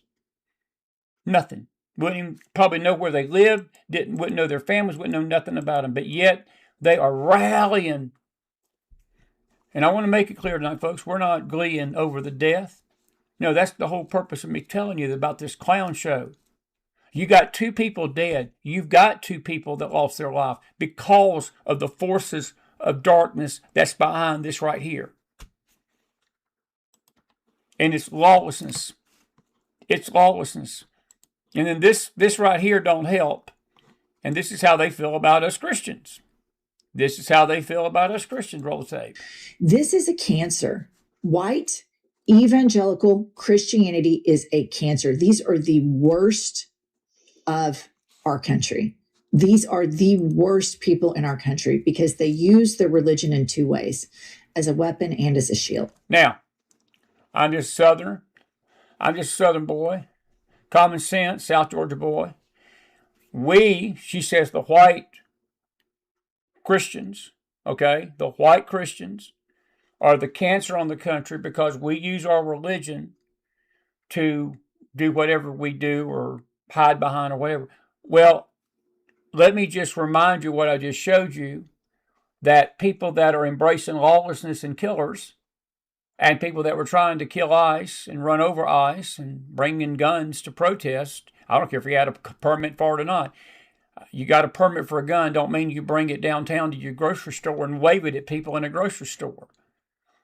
At some point, common sense has got to kick in, which is at a premium tonight. So by her definition, that we're the threat, that we're the cancer, the hypocrisy runs deep here, because was not that group that was singing anti-ICE songs, singing it in a church? Were they not using religion? Were they not using hide behind a religious theme that it's okay to go kill ICE? It's okay to go call them Nazis. It's okay to make comparisons to Nazi Germany where 6 million Jews were killed. Folks, that's the most insulting thing that people can do. It's anti-Semitic, to be frank with you. It's anti-Semitic behavior. When you start comparing ICE to Nazis and you start comparing these things to Nazi Germany and calling Trump Nazi and everything else and all this faux pas outrage, it's pathetic. But the danger, according to these 2 losers, is Christians. True Christians. They weaponize it whenever they want to. And is the left not weaponizing their Christianity tonight, their form of it? Are they not weaponizing it? And say we're on the moral high ground. Is the left not saying they're on the moral high ground because they claim that 2 people have got killed, that ICE killed 2 people? Are they not doing the same thing? You're a lesbian. You deserve to die. Nobody's ever said that. A true Christian would never say that. A true Christian would never say that. You're a lesbian. The cops shouldn't have revived you. Oh, we've never said that. I want to ask the question tonight. You've got people, folks, in the last 72 hours. You've had a nurse in Virginia basically say that she was wanted to put poison in syringes and give the ICE agents something. She got fired. You've had people wanting to spike their food in restaurants. You've had people protesting outside their hotel rooms. You've got people doxing them on Facebook and X, giving out their home addresses. The reason they even have to wear those masks and hide their identity because they can't protect their families because their internet is so vile. They get a picture out, people can circulate a picture and find somebody's identity in a few minutes. And if they find out their identity, they're likely going to find where they live.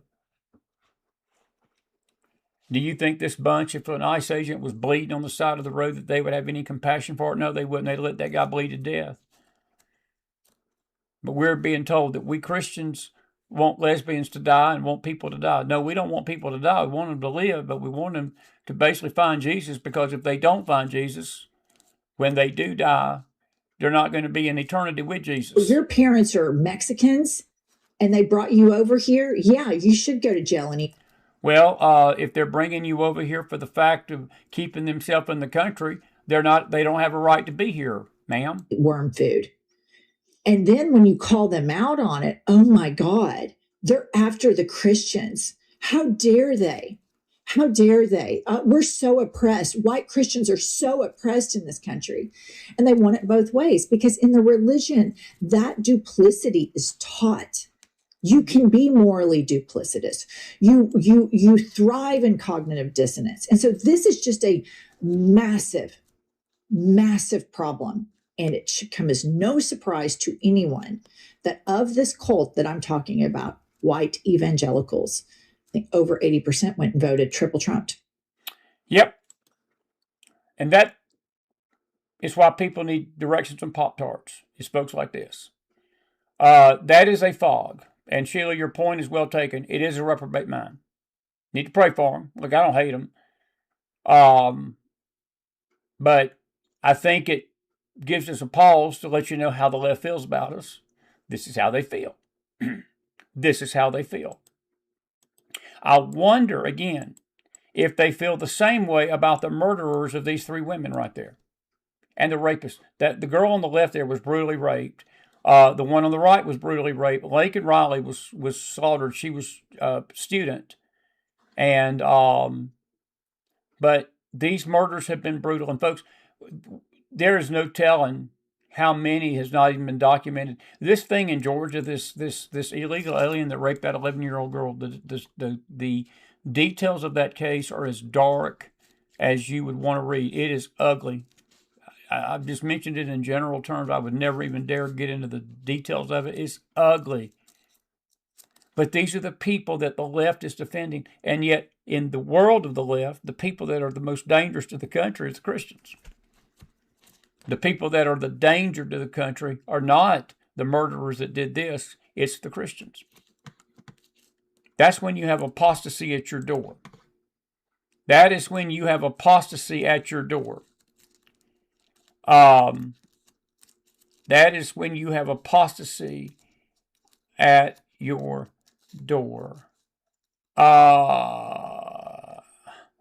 Diane says the Warrens' comments are ridiculous and disgusting. Diane, they're all ridiculous and disgusting. They're all ridiculous and disgusting. This whole thing is ridiculous and disgusting. But it's because leadership. It's because of leadership, and I'm going to say this to the right tonight. The right has got some responsibility to bear in this because we have sit in silence and not done nothing about it. And I'm not advocating any kind of street war or anything like that, but the leaders on the right, people that have power on the right that could address this lawlessness and address it quickly, have basically let it fester. And you heard Brad last night or Tuesday night, a lot of these cases that should have had criminal charges filed in what they did with Operation Hurricane and all these other things, McCabe, Comey, Page, Lisa Page, Wiseman, all that bunch. The statute of limitations is gone. Can't do nothing. J6 cases can't be done now. Pam Bondi has sit on her backside for a year and done nothing. And, it frustrates me so much. And I have to be honest with you. I'm not ready to throw my hands up with it, but I feel the same way tonight that I felt in 2021 coming back from Washington, that there is no fixing this system. There's just no fixing it outside of God. And that's why our focus this coming year needs to be on faith. And our focus needs to be more on faith and getting people right for this afterlife, directing people to get their hearts right with God. And because this country, folks, to focus on what's going on can frustrate you, and it will cause great distress in your soul. And it's best that our focus be on Christ and do what we can. We're a voice. We're always going to be a voice for the country. We're always going to do that. But anyway, Chris, you call it hate speech. It's not hate speech. It's not hate speech. Look, people have a right to say what they want to say. What it is somebody that, they got a right to say it. I want to make it clear tonight. I'm not trying to keep them from saying it. They got a right to say it. But what I'm trying to show you is that's how they feel. If a conservative would say something about a Muslim like that, and a Christian got on a platform with a big platform and said the exact same thing and just changed the word out about the Muslims, that Christian's family and him would have to go into hiding. And the media would be all over it. It's only, I understand what you're saying, Chris, but honestly, it's freedom of speech. We live in a free country. Our freedom of speech, though, has reached a place that the only speech that is acceptable is hate speech against Christians. And if it is hate speech, they're allowed to do it under our Constitution. I mean, unless they're threatening people. She didn't threaten nobody. She just called us a bunch of cancers. She just said, we're just a bunch of cancers on the stage of life. This is Hakeem Jeffries today. He did threaten Kristi Noem. He won't be visited for this. He should be. I want you to listen carefully to what the Democrat minority leader said today in the House. It's disgraceful. She's got to go. We are dead serious. She needs to be put on ice permanently. Put on ice permanently. What do you think that means? What do you think that means? Put on ice permanently. I mean, let me roll that back. Let's see if I made sure I heard that right. Did y'all hear the same thing I did? Roll Put tape. on ice permanently. She's got to go. And by the way, she's not the only one. See, they're not just going after Noam. They're going after anybody they think is trying to stand in the way of their lawless society. Their lawless society.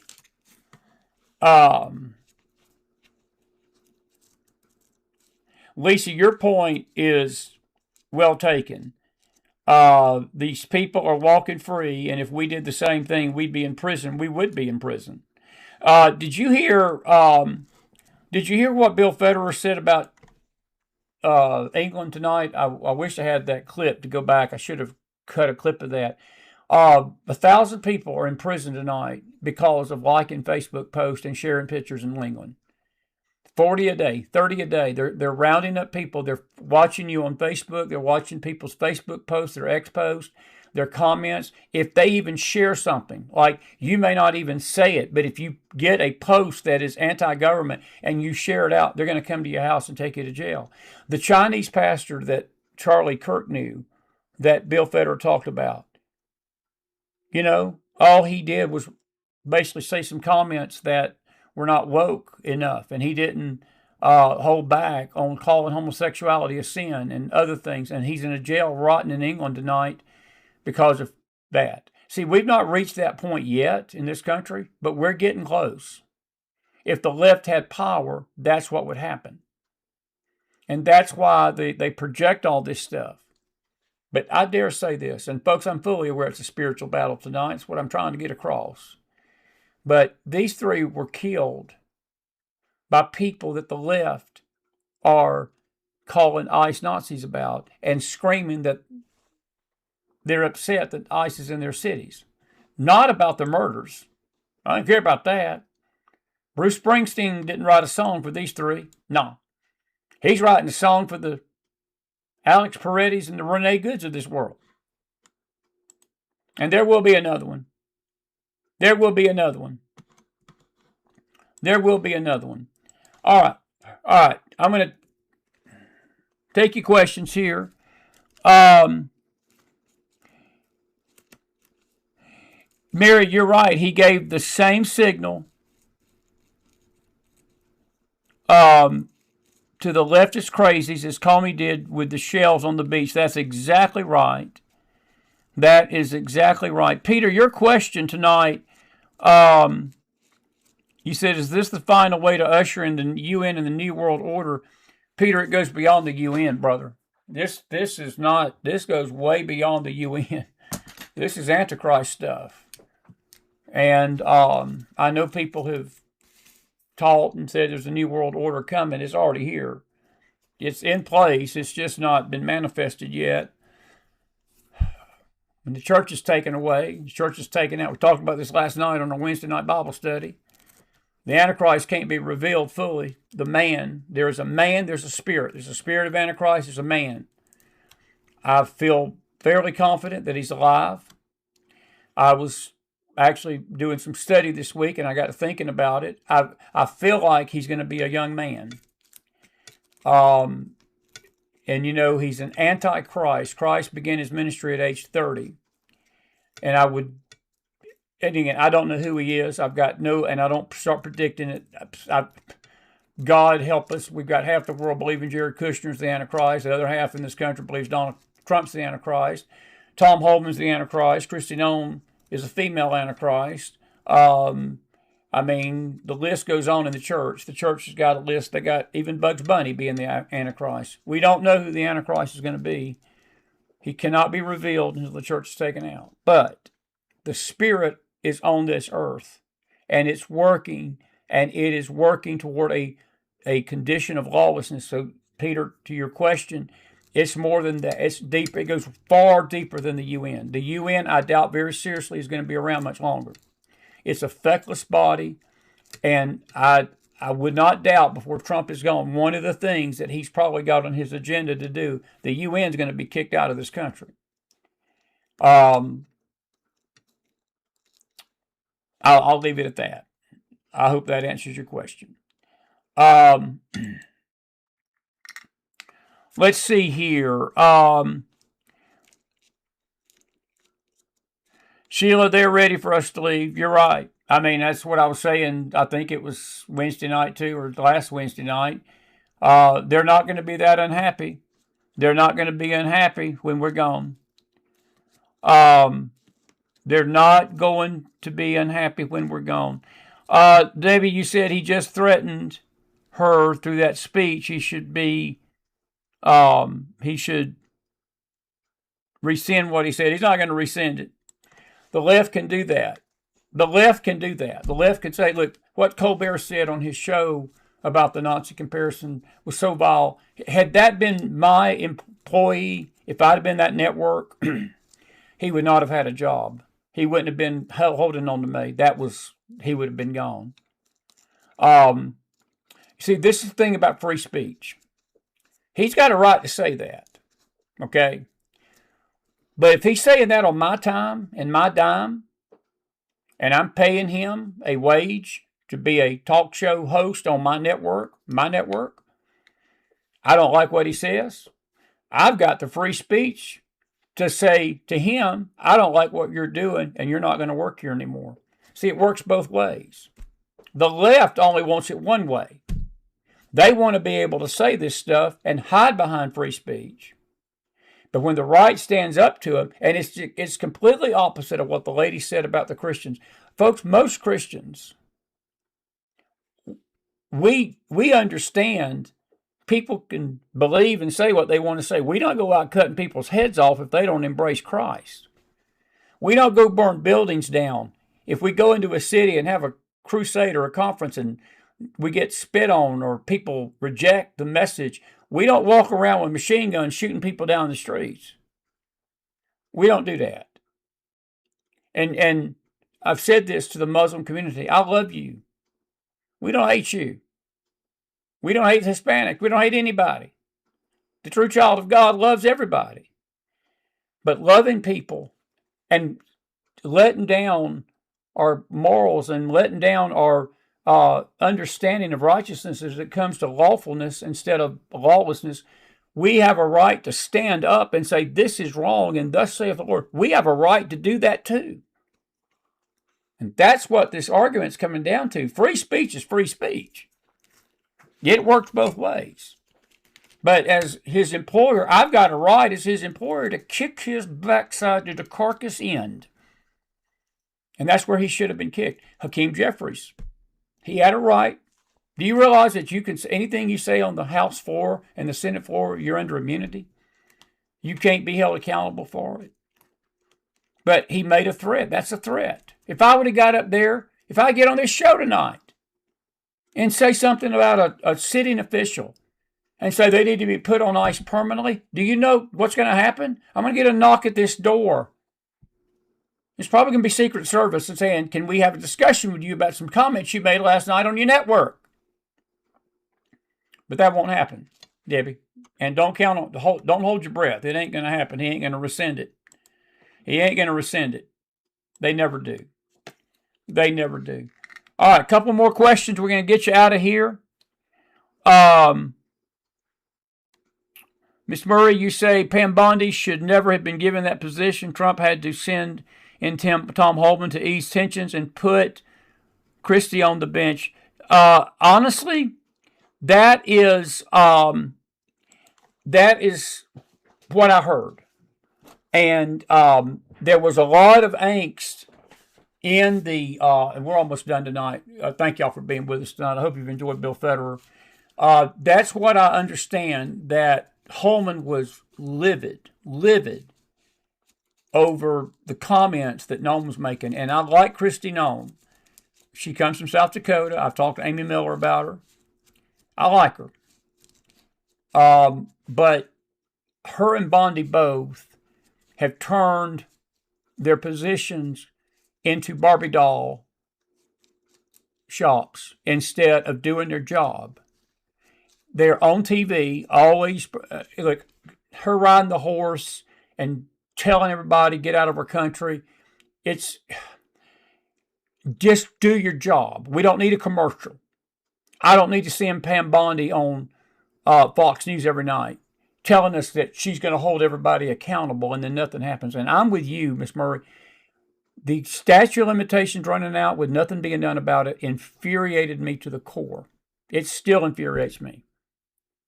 That was what the left did. That's what they wanted to do. They ran the clock out. That's why all these distractions have been going. That's what they always do. And they're running the clock out tonight on this illegal situation. Because they know that if Trump goes the full 3 years, that there's going to be a house cleaning like there ain't been.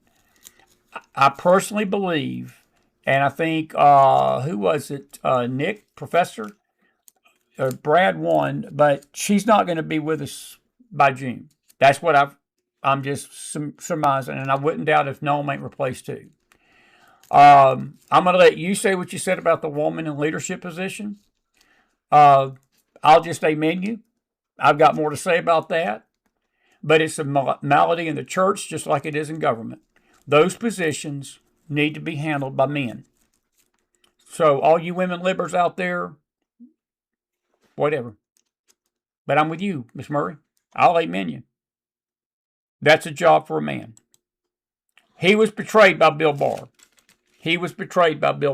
Bill Barr was the one that did not do his job at all. Prusky, it's shocking how deranged the Democrats are. What's evil is called good, and good now is called evil, just like the word says will happen. Susan, it's right, but I wouldn't put it all on the Dems. The Republicans are just as bad. It's both. When I see people either way, it's and when they say, well, it's the Republicans, it's the Democrats, it's everybody.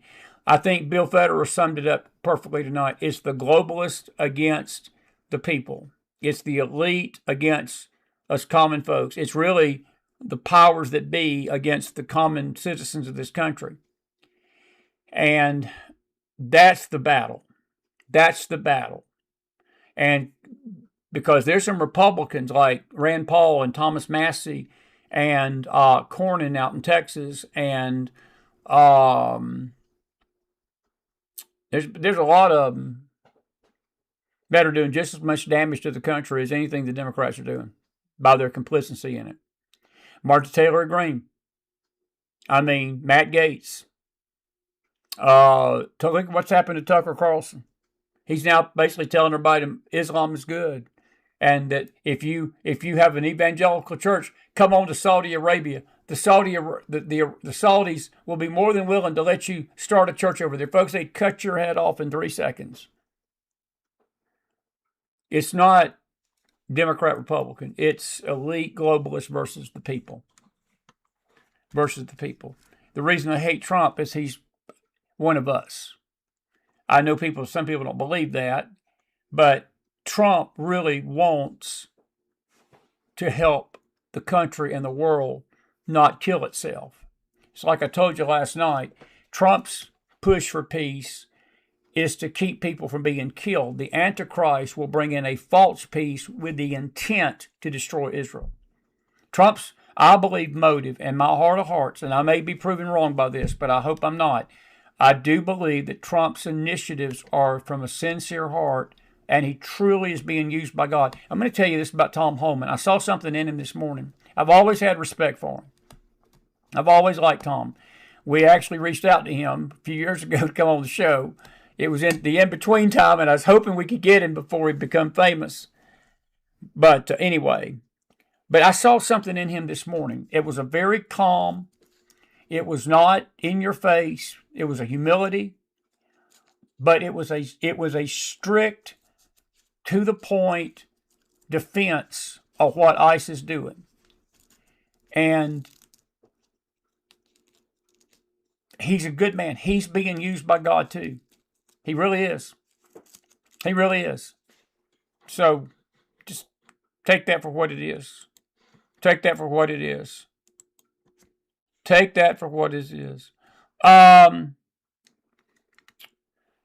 more questions.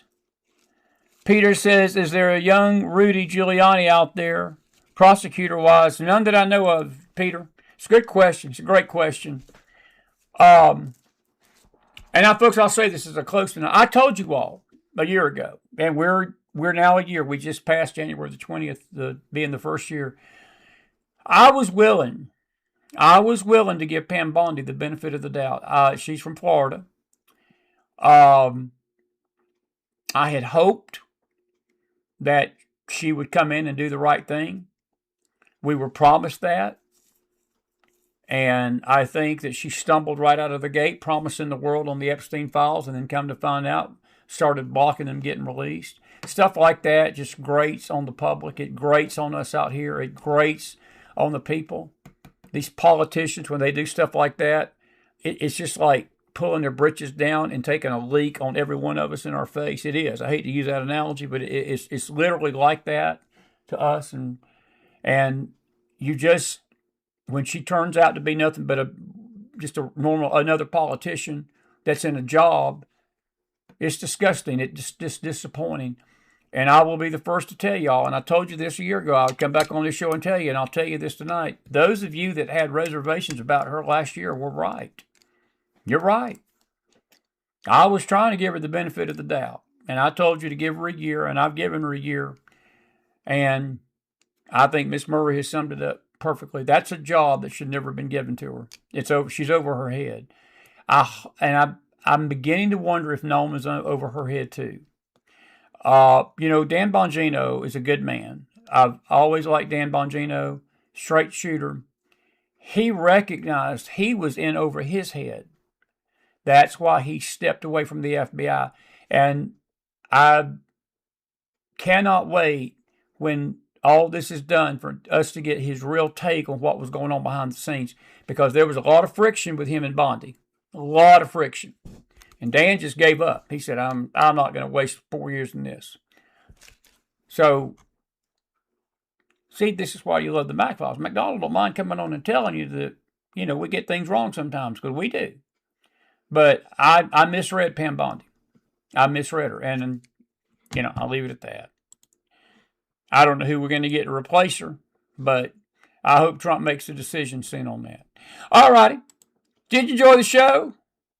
Did you enjoy the show? If you did, put some fire in that house. Bill Federer, what a great guy. We couldn't have had a better guest on a Thursday night than him, and we hope that you enjoyed it. I got to play you this right here. This is Robert Kraft of the New England Patriots. He was talking to Bibi Netanyahu today. Listen to this. This will be something on a positive note we can go out on tonight. We know you're living in a tough neighborhood. So we wanted to...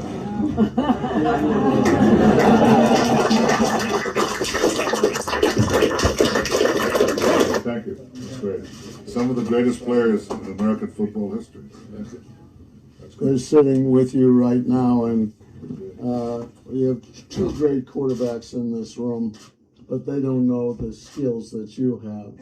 I've seen you throw a football, so... it depends who runs interference for you.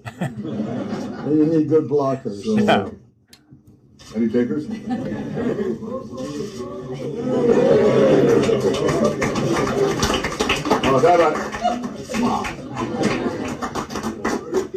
If you ask what is the policy for that, it's you seek peace, but you got to be strong. If you're not strong, you'll never get peace. And if you're not strong, you'll be in war and turmoil. Come on, baby, preach it. And the worst thing is, you lose. So I'm sure that when you prepare for your games, you don't say, well, Dina, do I need to be strong, fast, nimble? Is that a question? No, your game is not different from ours. The only difference is if we lose, the consequences are immutable. And we've had enough of that in our history. So we won't let that happen again. Well said. I'm going to play that back. You got to be strong. You got to be strong. I want you to listen to what he said. Walk in peace, but you got to be strong. Because if you walk in peace and not strong, you're going to be destroyed. Play that again, BB. That sounds pretty good. You got to be strong. Very good. If you're not strong, you'll never get peace. If you're not strong, you'll never get peace. And if you're not strong, you'll be in war and turmoil. You'll be in war and turmoil. Folks, let me tell you something. If you're lawless and you have leaders that push lawlessness and do not stand strong against crime and tyranny and illegality, you got what you got in Minnesota coming to this country. And the worst thing is, you lose. You lose. So I'm sure that when you prepare for your games, you don't say, well, Dina, do I need to be strong, fast, nimble? Is that a question? No, your game is not different from ours. The only difference is if we lose, the consequences are immutable. And we've had enough of that in our history. So we won't let that happen again. And good for him that he won't. That was, looks like that was at the Hall of Fame, and that's Robert Kraft. And our congratulations, by the way, to the New England Patriots back in the Super Bowl for the first time in 12 years against the Seattle Seahawks. The last time the Seahawks were in the Super Bowl was playing the Patriots. And I have no care which one wins. I can't stand the NFL, the not-for-long league. They're a bunch of woke losers, but Kraft is a class act, and I do like a few of the owners. It's a shame where our sports world has gone, but that's a discussion for another time. Listen, I love you guys. I hope you enjoyed tonight. Now, tomorrow night, we were going to give our presentation on our Israel trip we just got back home from.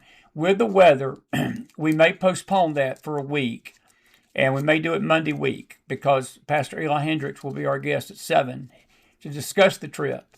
And then what we'll do is probably right after he takes off, we may just start doing our presentation of our pictures and sharing them with you. Okay.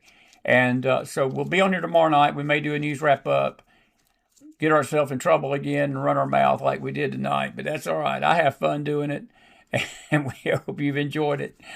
We hope you've enjoyed it. God bless you. God bless your families, and God bless this great nation of America. Have a good night, everybody. Have a good night, and be safe out there. Be warm. Be safe in the South and East. Good night, everybody.